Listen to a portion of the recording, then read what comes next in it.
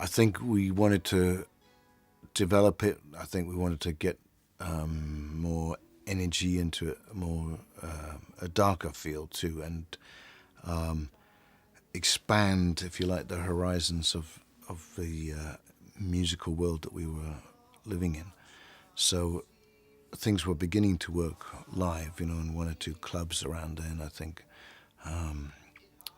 Friars was a key one, and Angel Godalming, and then Newcastle, Glasgow. It was quite strange because, we seemed to get through in sort of southern Europe, and then tougher working class cities, and it was a sort of strange balance, and it was harder for us, in the sort of more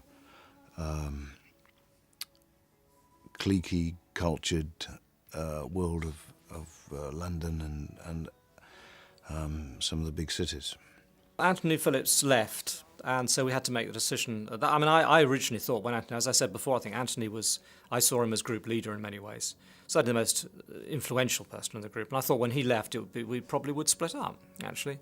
And then we had a conversation. Mike and Pete were very keen to carry on, and Richard McPhail, who was our roadie but a good friend and a sort of a big fan and everything, said there's no way you must carry on. You've really got something going here. So all these things came together, and we had a meeting, and we decided that we probably felt we could do better on the drums. That we liked John and everything. He was good, but he wasn't. Just felt we could have someone more creative in the drum seat. So we had to make this decision, and so then we were just auditioning, for a guitarist and a drummer.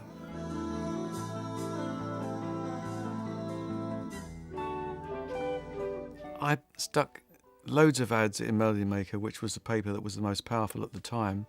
Loads of bands were formed off the back pages of that. I think the odd Rolling Stone might have got a gig from that, or the odd member of Led Zeppelin. I think possibly the whole band like that.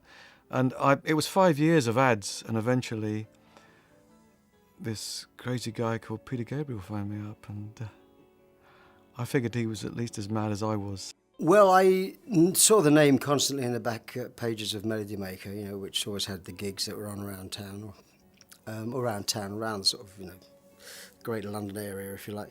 And they always seemed to be working. There was always them in Quintessence, I remember. And I remember complaining to my manager, or our manager, the band I was in, about, why are they working, we ain't, because we hardly worked at all. And really, I wasn't aware of their music at all, because we were actually playing all the time, but we weren't actually gigging. Until one day there was an advert, because I was kind of losing the plot with the band I was in. So I used to scour the back pages as well for jobs, and there was one box, advert with a box around, and Tony Stratton-Smith, who I knew very, very well. I had known him for years. And so I knew where to find him. I went to the Marquee Club bar and asked him if, Cut a long story short, he said it was for Genesis, and I thought, well, at last I'll get to find out, what the music's like. We did quite a few auditions, and I think so. I took a big role in that as a sort of drum fanatic, and obviously without Anthony, who was the other drum fanatic, we put ads in, went through all sorts, and I remember Phil impressed me because I think he said he played on a George Harrison session, and I thought, that was very impressive, but I think he'd actually done sort of third tambourine. But anyway, we had a lot of people, including some, I think, really quite useful drummers. And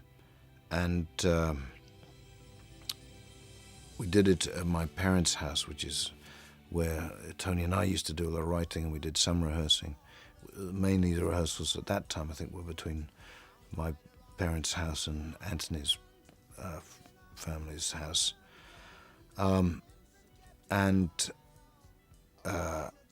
I suggested, I think, that we devise a series of tests, because we didn't have long in an audition. I hate auditions anyway, but one of the problems with John is he was quite, once he got something, he could do it and deliver it well, but he was very slow learner. So when we wanted to try different arrangements, different grooves, different feels. It was a painful and really time-consuming process. So we thought, okay, we'll throw some different tests at these drummers and see how quickly people pick up these ideas. Phil arrived early, as he often does. He was the most punctual member of the band, always, and he was there with his mate Ronnie, and listening to the two other drummers, I think, run through these tests. So by the time he sat down, he knew it.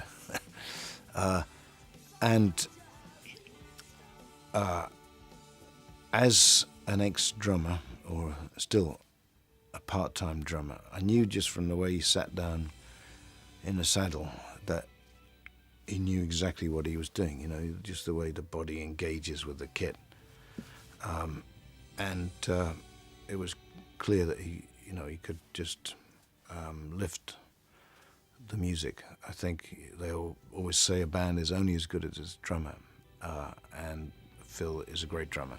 The guitarist was more of a problem. In fact, we went out as a four-piece for about 2 or 3 months, I think, and which taught me a lot, because I ended up playing all this piano I put through a fuzz box, that I played all the guitar parts that Ant had played, well, all ones I could anyhow, on that, at the same time as playing the organ part. So I was doing this two-handed stuff, which I hadn't never sort of really done before, but it made me mature as a musician, great amount. And although it was probably never great, the four-piece thing, we did get it so it wasn't too bad. And we started writing this, we did this piece, which became the musical box, which we started as a four-piece. And it sounded, we knew this was really good. We used to play it on stage and stuff as a four-piece. It was good. We had a guitarist very briefly, a guy called Mick Barnard, who came in for a month or two. And he was actually good, but he just probably wasn't assertive enough, And while that really wasn't working, we then, we auditioned Steve. Peter and I actually went to audition him because Mike was having trouble finding. He was always looking for someone to replace Ant, I think, which he was never going to be able to do because he was a good friend and everything.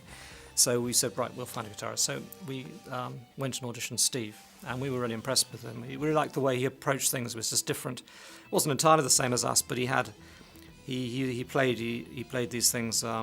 His brother playing flute and him playing these things on guitar, which were quite slightly more classical style, perhaps, than we were used to. But we just thought he had a lot of imaginative ideas, and he didn't want to be a sort of mad guitarist. We weren't looking for... Most guitarists either wanted to be lead guitarists, sort of teeth, or else they were just purely acoustic guitarists and weren't interested in either of those extremes. We wanted someone who could cover both ends. So Steve was a very important addition. Away from me, cold-blooded woman, your thirst is not mine. Well, what was great was that we were all a bit serious, and Phil was as drummers should be, was the joker. He brought this lightness to the band. I know you got a shock when we first started rehearsing at the Maltings, because suddenly, we had these huge rows, and Tony would stomp out, or I'd stomp out for 10 minutes, and he was a bit like, what's going on, And I remember he stayed in my house, my mum and dad, for the first sort of 10 days rehearsing for our first writing period. This is before Steve, but musical box time. And then after sort of 2 weeks, he went and stayed with Pete. So he could get to know him a bit, And I think he always thought that actually I didn't like him. I'd kicked him out and sent him off. It wasn't that way at all. It was just like sort of sharing him, being around so you get to know him. So it must have been a funny time, the initial bit as a four-piece for Phil, but he just loved drumming and it was sounding good. And the drummer's role has always been, really, the guy who sits there is a bit overweight, farts, drinks too much, cracks the odd joke, and deflates the tension, That's really what our role is.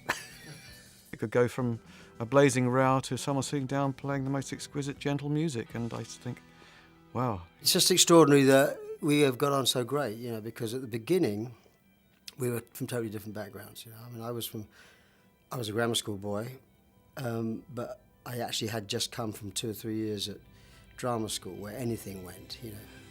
I went out with all the girls, whereas they come from public school where there were no girls. And I kind of was very light-hearted and jokey and fully comfortable on a stage, if you like, even though I was behind the drums. And they kind of seemed quite, uptight. And again, part of that was because Anthony had left as well, and they didn't really know what was going to happen. You know, I mean, he was a quarter of the writing, team. You know, so. So we'd be playing, and suddenly, I don't know, we'd stop playing, and something would happen, and then suddenly there'd be three of us, and because we didn't have Steve at that point, and I'd say, wait, what's happened to Mike? He's gone. You know, or Tony, you know, what's happened to Tony? He'd be back in a little while. A couple of hours later, Tony would come back, because something had been said by somebody, and I had noticed it, and very sort of a lot of tension. So, eventually, I mean, it took a long time for that to be gotten used to, and also a long time for it to sort of disappear slightly. Well, Phil and Steve's contribution, particularly at this stage, I think, was to bring a big musicianship into the group. I think, Mike and I, I was still learning very much as a musician. I mean, I was, it was okay, but nothing brilliant. And Mike was certainly still finding his way, I think, as a musician. Whereas Phil he was a really high quality drummer right from the word go. He's got a great, brilliant sense of rhythm. And Steve, obviously, he was technically a better player than than we were at that time, I think. And that's what it really gave us, a bit of that sort of ability to sort of a bit of technique in there as well as everything else. Gave us a better chance to do things. I mean, for me, the contribution from Phil on the drums is what transforms it really, and you particularly coming back to them and remixing them. Just suddenly everything has a sort of lilt. It works in a way that it didn't. It was a bit stiff on Trespass, some of those things. And you listen on Nursery Crime, and even there's those sort of complicated songs like the Giant Hogweed, they sort of have a much better flow about them, I think, for that reason. And Phil's other contribution, obviously, which we were aware right from the word go, was the fact that he could sing. The rest of us sort of made vague attempts at doing backing harmonies, which were okay. But with Phil, we actually had someone who had a really strong voice as well. So, and Phil and Pete used to do quite a lot of stuff singing in unison as well as stuff in the harmony work. And Phil was also very good at just picking out little harmonies, sort of a la sort of Crosby, Stills and Nash and things like that. Just little ideas would come to him like that. So they weren't contributing much as writers at this stage, either of them. But it was very much more as musicians, which in a way we were quite happy with because we had quite enough material. Phil definitely just lifted the foundation of everything, just with great grooves, and I think everything could be done better in some ways, but and I think Steve, it was colouring. He was a colouring agent in lots of ways. And it was this sort of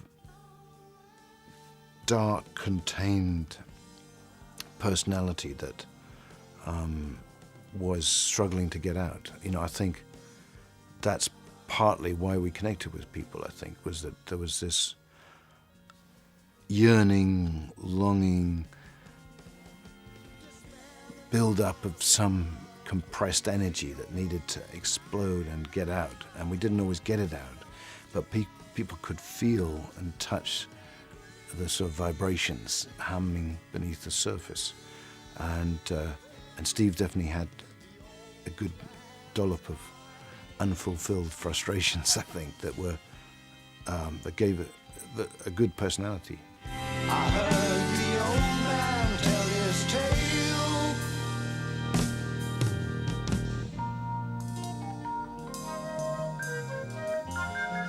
Writing Nursery Crime, we got together in Tony Stratton Smith's house and put all these and just started writing really and pooling ideas and things, and it was easier writing, say, than it was in Trespass, but it still wasn't that easy, I suppose. We'd never really worked, well, they'd never really worked with us. We tried writing stuff. We were doing loads of gigs at the time, and, the odd day spent in a windy church hall trying to write songs together just wasn't working, so we had to take time off. So we pulled out of gigs for the entire summer of 71. I seem to recall it was 3 months, which was unheard of in those days for them, working band. But it was great because suddenly it was a chance to work with a band. to a professional standard. I'd never really made an album like that. I'd done an album once before with a band called Quiet World, but that was very much sort of don't give up your day job, you know. And it was great working with everybody. We just bought a new Mellotron.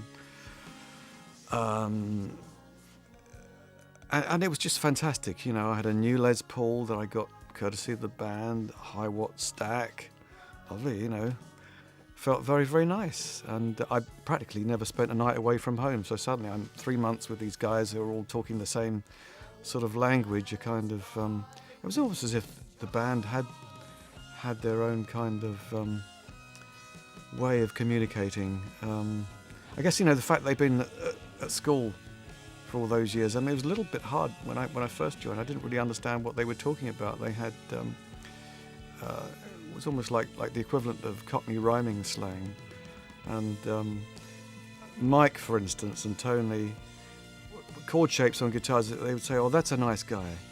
That's nice." And I'd never heard that expression. They had their own world of Genesis even then.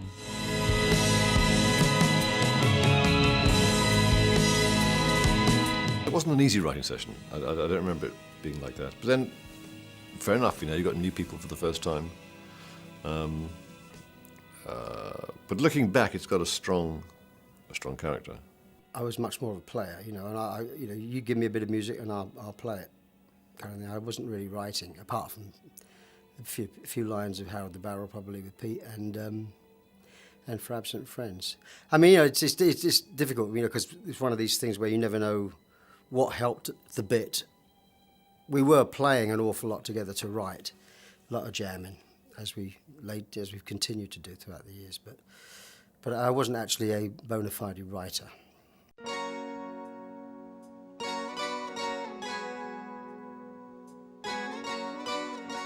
I think it started with Ant, actually. Ant and I think. I'm sure it did, playing 12-string stuff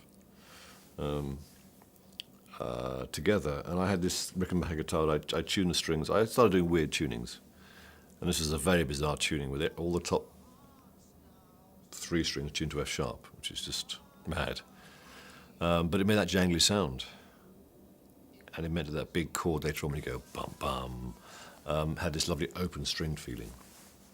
And in fact, it's interesting because in a sense we were trying to work as a 4-piece and it wasn't really working. Tony doing all the lead parts on fuzz piano, you know. But actually, funnily enough, this song was the first time I felt that it actually did work as a 4-piece. The sound we made, I'm playing pedals at the end and Tony's playing keyboards, and it's funny, this song, I think, I mean, had we gone the 4-piece route, this song might have been where we might have gone. No, it didn't. But in a sense, this song worked well on stage as a 4-piece. Play me my song.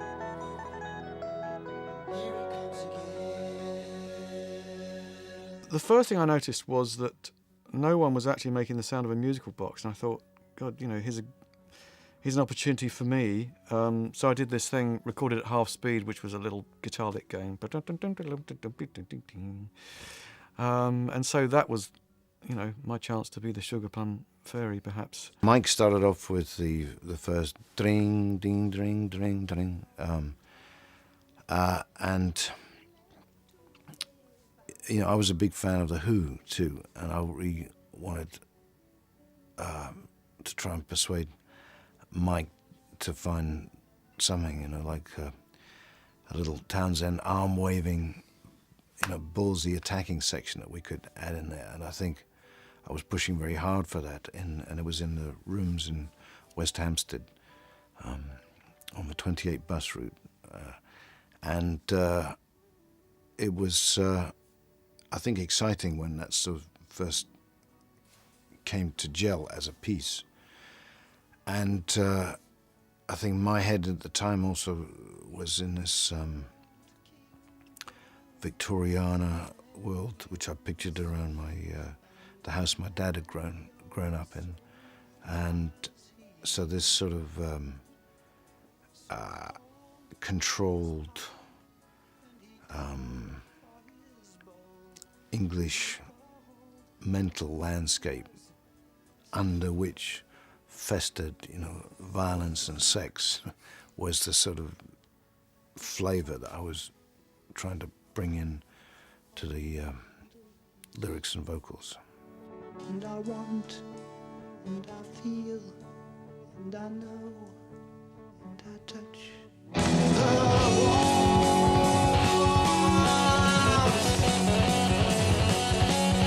I think it created that sort of fantasy, the lyric relating, you know, to all this sort of the old Victorian kind of quality it has, and the album cover, which related obviously to that as well.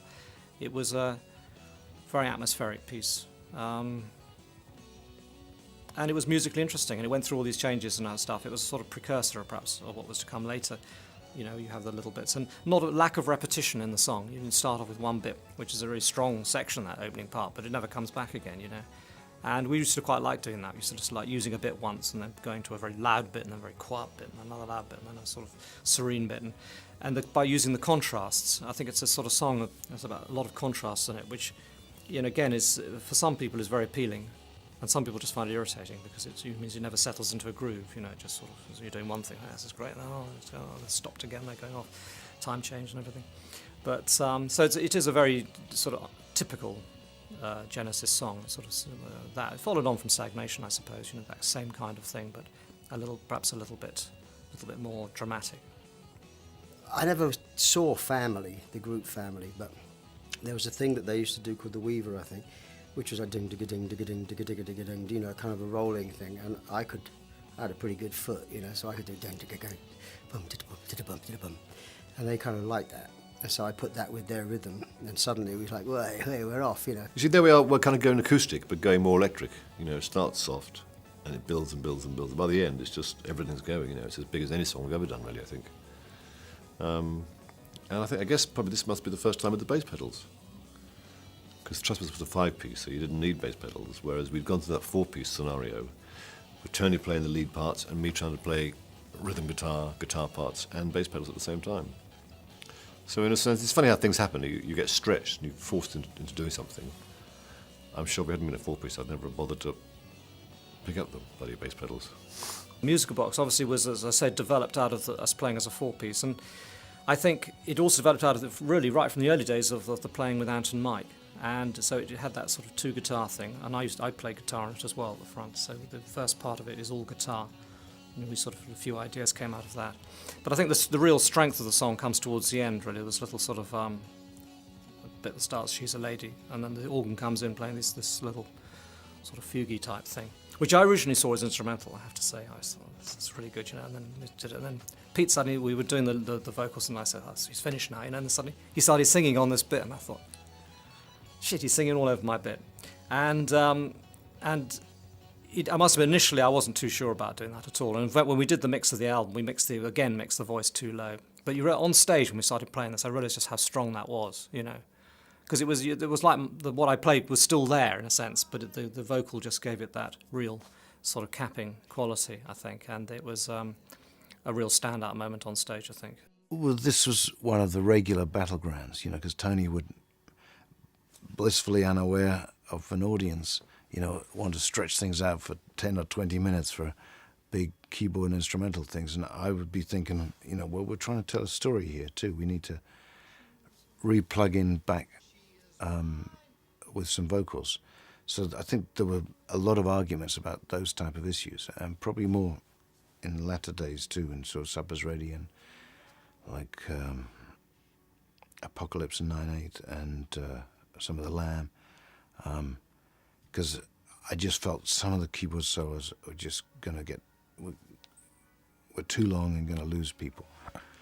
So, and it was an important part because, you know, once you didn't want all the up moments to be instrumental only and all the down moments to be the vocal bits.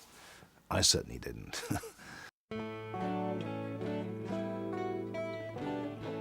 Sunday at 6 when they closed both the gates, a widowed pair. The first thing I ever sort of wrote in my own right for Genesis was for Absent Friends, and I think I was too shy to present it to the lead singer. Like, oh, Pete, you know, do you fancy doing this? Because, you know, Pete was very much the star, very open, friendly, approachable, etc. But at the same time, you know, I think maybe the fact that we were the two new boys, Phil and I,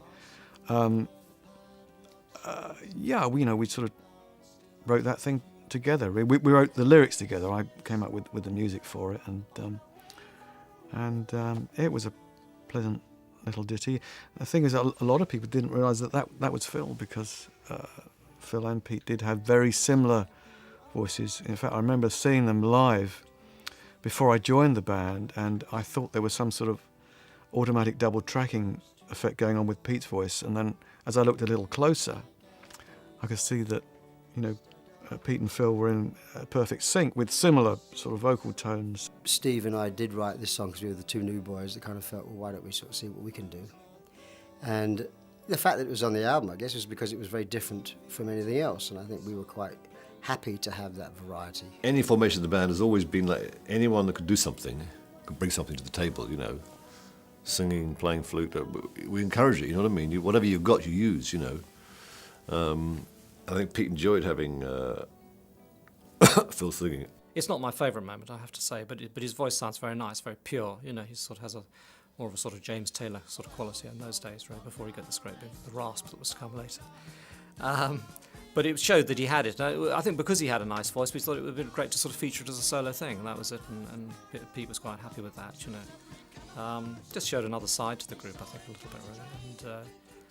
But as I said, it was more in the contributions, really, where he's singing, with Peter. I think that it's more of a on Harold the Barrel, for example, where they sing the whole thing as a duet, sing it together. In fact, they're actually mixed on the tape. You can't separate them. We thought it might be nice to sort of, because it sounds sometimes it sounds a little Phil biased. I think that song. I'm standing in a doorway on the main square, catching this mountain.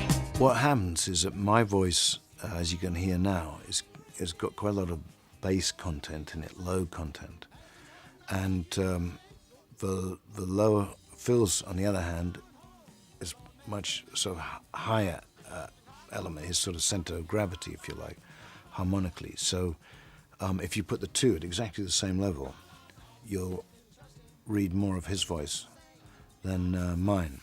And even though Harold the Barrel, was all my song, that I think, you do hear just as much of Phil, if not more, in some places. I think when I left and that voice continued, that was easier for people to get used to, and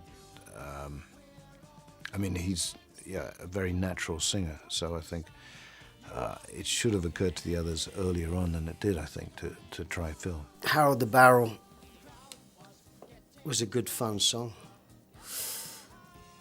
It showed the kind of the humour that we would later, well, has always actually been in Genesis. People tend to take us very seriously, but we don't. So that was a good thing. Phantom of the Sound Masters was a huge stage song.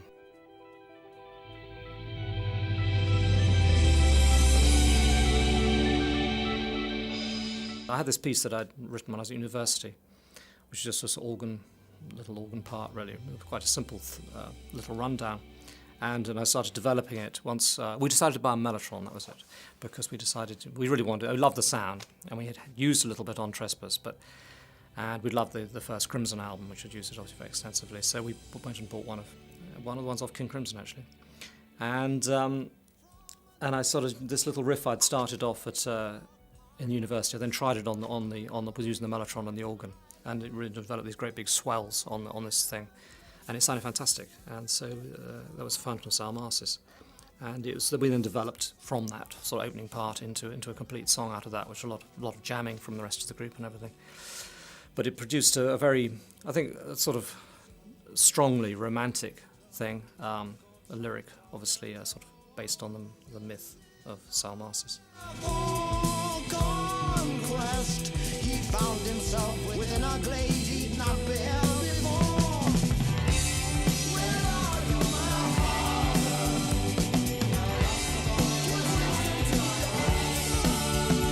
father? What I liked about that was the band had the kind of grand sweep of an orchestra on it. It was using the Mellotron to the full.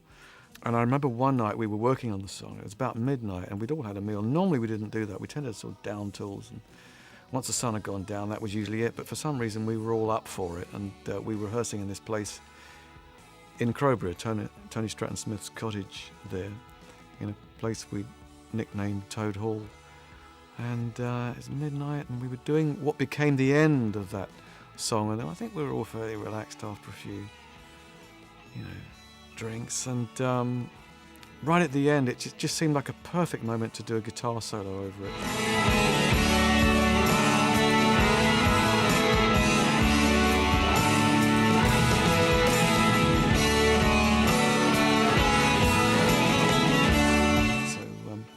I steamed in with that, and I felt that there were no bands really around that were doing anything quite like that, a sort of fairly classical chord sequence and a rock guitar solo over the front that's maybe got a little bit more to do with the violin in spirit than the guitar.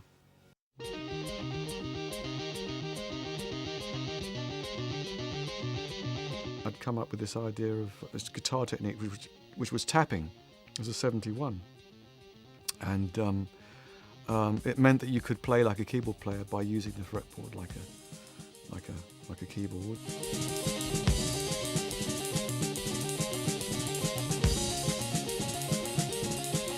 Tapping's on Hogweed. It's on the front of Hogweed, and tapping's also on the musical box. So. It's on both tracks, and also Tony and I used to twin these things together. So the intro of the Return of the Giant Hogweed was the two of us doing those parts in harmonies, triplets in harmonies. Turn and run, nothing could stop them. All around every river and canal, their power is growing. Your taste changes over the years with all sorts of things, and but there was a mood which Paul nailed, I think, which although an external scene because of the croquet game and again the sort of suppressed violence was, I think, accurate for the vibe that we were trying to portray at the time. It's certainly weird. It's as crazy as any wallpaper was that was around at the time, but you've got to remember that the 60s had just passed, only just, so I think it very much reflects its time. I almost prefer this cover coming back to it than I did at the time, in a funny way, looking at it. It's difficult for me to see. It's so much part of my past and youth, and I've signed so many copies of these things that you sort of see them all the time now, so it's rather difficult to have an objective viewpoint. But I think it's a strong image, and with the sort of the lawn stripes and everything, it gives a very strong feeling, and it fits well with the idea of the title and that association with the musical box. I remember at the time Paul Whitehead coming in with the idea, and obviously he had worked with Peter on a couple of ideas on the phone, I would imagine. It was before the days of email, so if you wanted to see something, you had to actually get together in a room and look at it, and the thing with the croquet with the heads, that was all it's kind of off the wall. I mean, fortunately, it wasn't as romantic and feminine as Trespass, which was good because it showed that there was a little bit of an unusual side, not just a wistful side to the band. Because I think for Trespass, the music and the cover looked a bit wistful, even though there's a knife on it. But it doesn't feel quite as butch as Nursery Crime. The flame still summer lingers on, though the pictures soon shine. Well, Nursery Crime obviously was the album that incorporated Phil and Steve into the band, and I think that we became, for that reason, perhaps a better playing unit than we've been in the past, really. And we'd also, by this time, played quite a lot on stage, and so I think the development from Trespass was quite a big one. And we had the ability, the mellotron was a new instrument in that album and everything, and so a sort of certain quality of what people came to think of that early Genesis sound was very much, I think, started with this album, probably more than with the previous one. I was thrilled with it, I mean, the rough edges at that time I refused to hear. I just wanted to sort of bask in the glory of the fact that, I'd done an album with what was destined to become a great band, and occasionally the sound was wonderful. It was a real great 5-piece working unit. You know, I mean, we all got together for the meetings with the cover. You know, we all got together. We were there all the time for the mixing. Pretty much, we were all involved in the writing, apart from the lyrics. You know, certain songs would have pairs going off to write lyrics. But no, it's the period, especially. I have very fond memories of the period. A step into the shade, if you like. There's more sort of sun shining in Trespass, more sort of folky fields and outside stuff, and we've gone indoors, a nursery crime. I think it's a good example of how we were moving on. It's got some nice stuff and some okay stuff, I think, at Nursery Crime. Thought the cover was good. I like the cover, actually. Quite a strong image of the little girl on the croquet lawn and the head, I think. And we were starting to create an atmosphere about the band. You know what I mean? Quite as perception, quite slightly quirky. People seeing this artwork, hearing the songs, Pete's performance. I felt we're starting to sort of become something that was a little unique in the music business in England, and that was a good thing, I think.